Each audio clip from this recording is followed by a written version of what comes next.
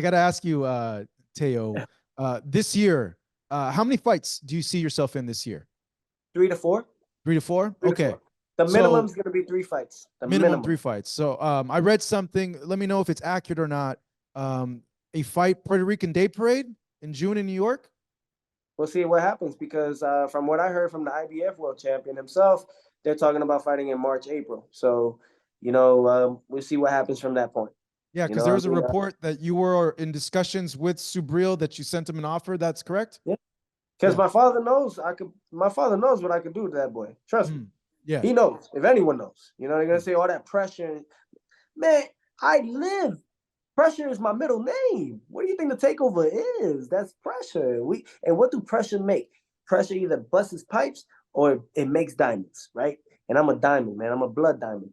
So with that being said, we came to him with that, but they said that they had a hand injury from their last previous fight, so we couldn't make the fight happen this February with him as a unification bout, which I believe would have been a perfect opportunity for them. However, they just made their deal. Al Heyman, PBC, just made their deal with Amazon, and he's a PBC fighter. So obviously they have their route right now, and maybe we'll see that in the next coming years or this year.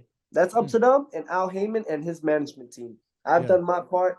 I can say what I can say happily. That social media stuff is not gonna work with over here, and it's definitely not gonna work when we go in that ring. I promise you that. Yeah, because a lot of fans are labeling him as the boogeyman at 140 pounds. Of course, just like they said about Lomachenko, and how did that end up? You know what I mean? I gotta say facts, boy. I got tabs on all of you guys. I got tabs, and I'm not saying you, Mark. I'm just talking Yeah. about these casuals that don't know shit about boxing. You know what I'm saying? Shoot, I've been boxing for 22 years, and I still don't know shit about boxing. So don't tell me you know something about boxing. Promise you that. That's why on the X app, shout out to Elon Musk, on the X app, what do? We just promote it and say, may God rest his soul, but Roger Mayweather. Most people don't know shit about boxing. It's just what it is. So you said 3 fights at the very least. I'm thinking at the end of the year, maybe positioning yourself into a mega fight. I know when I spoke to Bob a few months ago, he was hoping to have you against Ryan on this date. We spoke to you. You said that you didn't. Something happened. What happened? Clear the air, Teo. What happened there? Because we ran into you. Now that Go ahead. Go ahead. now that the chairmen have spoken, Yeah. and I will say chairman because Yeah, because I spoke to Oscar too, and he told me I never got a chance to send Teo an offer. Exactly. So De La Hoya is the chairman of his own industry of boxing. Bob Arum is his own chairman of his industry of boxing, and then comes Teofimo, building his industry of his own in boxing. So all the chairmen's already established it. We already passed it. They're building on. They're moving on to the next thing, right, for their fighters. Bob is moving on with me to something different, and so is Oscar De La Hoya with Ryan Garcia. So now I think I can say what I have to say about the percentage part of it. So this is the thing, guys. I'm going to go break it down to you guys how pay-per-view works, because I think a lot of the promoters think that I was just talking about, oh, this is all I'm going to get. No. I definitely understand the business standpoint of it. Listen, the guarantee is just what we get right there. But where we really get our numbers and money at is from the percentage of pay-per-view shares. That's how we split it. Everybody usually, we all know about 100%, if not 9 out of 10 other. If you're not Mayweather, about 9 out of 10 is going to be 33 or the third percent for the network. We all know this. You know what I'm saying? Now we split the rest between the promoters and the fighters. Well, my fee was, despite being number one in the weight division, despite having Madison Square Garden, the Sphere, reserved for Teofimo to have that fight with Ryan Garcia, right? To have all these accolades and all these buildings to come in and invest on us, they gave me a low short stump. On the pay-per-view. On the pay-per-view shares was, I think it was 28.5. They couldn't even give me a full ass number. You know what I mean? So whoever made up that number and whatever, you a hater, and it's okay. We're just gonna move past it. We're not even gonna say anything else. That came from Ryan's team, I would imagine. Then if Oscar's saying he never sent anything, right? I know nothing, Jon Snow. I know nothing, Jon Snow. I just move forward, and I'm just gonna express what I had to express. My offer was 1.5 million as a guarantee, and I'm like, wait, I got the Ring magazine and the WBO, which technically I'm undisputed because no one beat Josh Taylor. You know what I'm saying? No one beat him. He had the Muhammad Ali trophy. You know, he earned it. He beat Regis Prograis, who Devin Haney just beat, but he beat a Regis Prograis. Josh Taylor beat a Regis Prograis that was actually in the finals with him in the World Series of Boxing, the Super Six. Like so when we came to it, it was 28 in a half, right? Ryan was getting, I think like 30 something, over 33 because of his thing and what he has done, or it was 32. Regardless of what it was, he was getting more of the upfront and he was getting a bigger guarantee. So people are gonna say, well, because look how many pay-per-view buys they did. My brother, listen to me. Hold up. I need to educate everybody. Tank and Ryan needed each other in order to make that fight. It wasn't one or the other. We got to set this record straight. Ryan Garcia has a huge fan base, absolutely, but so does Tank. And Tank's fan base was actual real boxers, real boxing fans. Ryan Garcia's fan base is YouTubers, the women out there, the young version of the girls, the age version. He had that platform, but he didn't have pure Mexican boxing fans with him. Okay, so they needed each other to build this, and the promoters and the network knew that in order to make this big fight happen. However, they want to have this, like this titlement of like we could demand anything because we hit the highest 1.2 million pay-per-view buys rather than all of you guys. Bro, me and Ryan Garcia fight, we'll pass that. I promise you, we'll surpass that. Because Teofimo has the Mexicans with him. La Raza. I have the whole Latino community with me. This is why every time I go out there, I represent it very much so, because it means that much to me. But not only do we have the Latinos, we have the Asians, arigato, we got the Muslims, assalamu alaikum.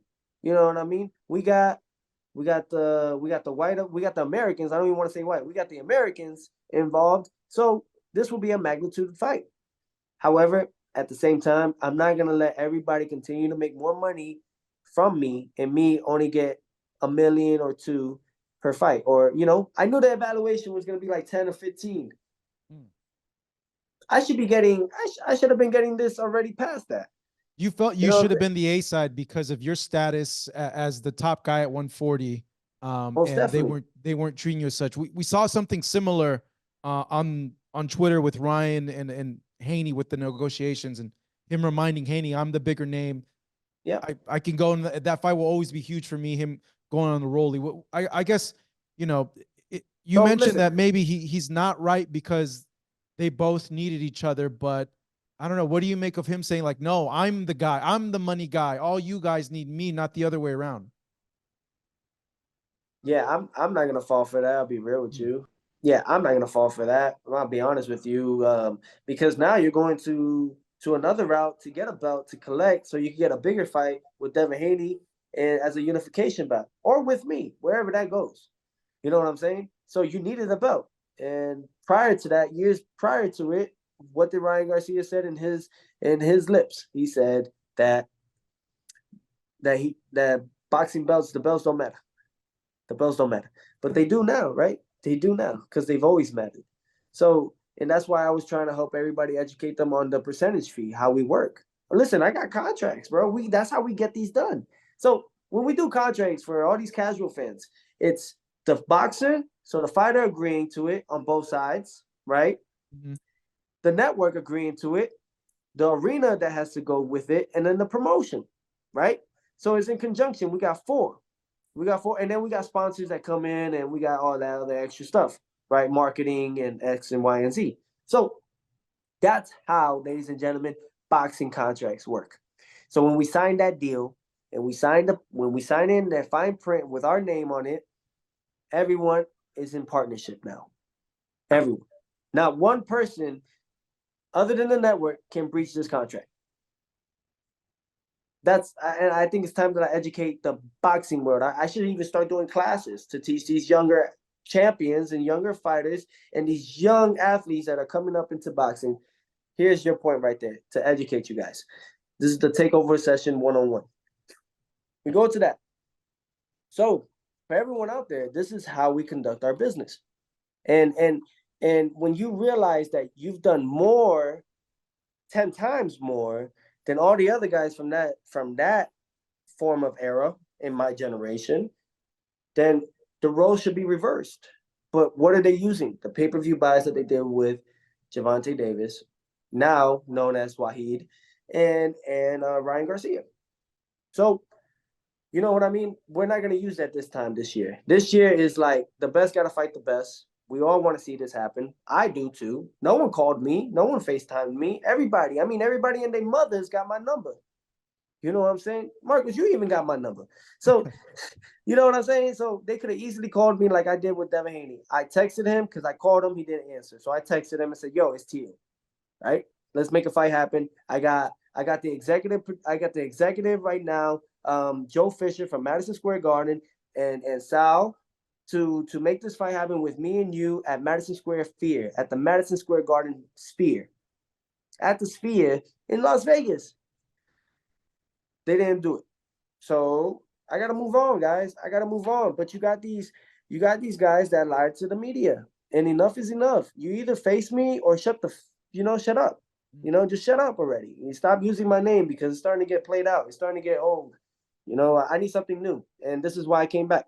I came back to the boxing world because my Takeover Promotions is new for me. That's new. Thank you so much for watching this video, and make sure to subscribe for more videos of your favorite fighters over here on Fight Hub TV, and give us a follow online as well at Fight Hub TV on Twitter and on Instagram. We appreciate it, guys.